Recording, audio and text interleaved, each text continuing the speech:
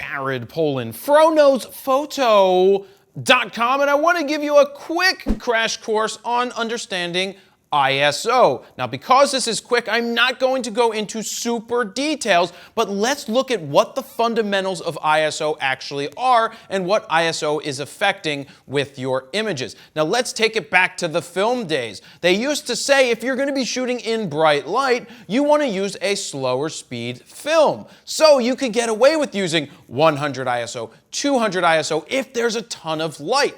As you lose light, that's when your ISO starts to go up. The more it goes up, though, the more you're going to introduce what we call noise or grain. Let me show you what this looks like. I'm going to take one picture at a low ISO and one at a higher. So let's take a look at the lower ISO.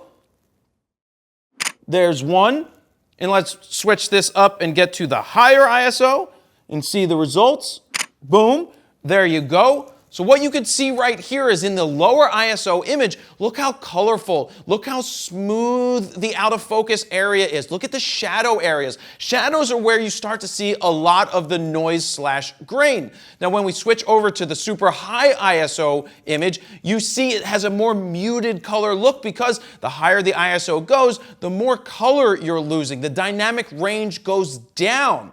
Also, you're introducing a lot more noise and grain, so you're not getting a cleaner image. So that's understanding ISO as it pertains to noise. The lower the ISO, the cleaner the image. The higher the ISO, the less clean, the more noise and grain you're going to introduce. But let's also look at ISO as it pertains to subjects you're shooting, because ISO is one part of that exposure triangle. As I change the ISO, that's directly affecting how my shutter speed is going to be. So if I'm trying to shoot a moving subject at a slow ISO in a low light situation, my shutter speed's not going to be fast enough and that person may blur. So in this situation, you bump the ISO up higher, which in turn is going to raise your shutter speed and allow you to hopefully freeze motion. So that's a rule of thumb to keep in mind. If you're shooting a subject that's moving, you may need to have a higher ISO, but keep in mind, if it's ultra bright outside, you may still be able to get away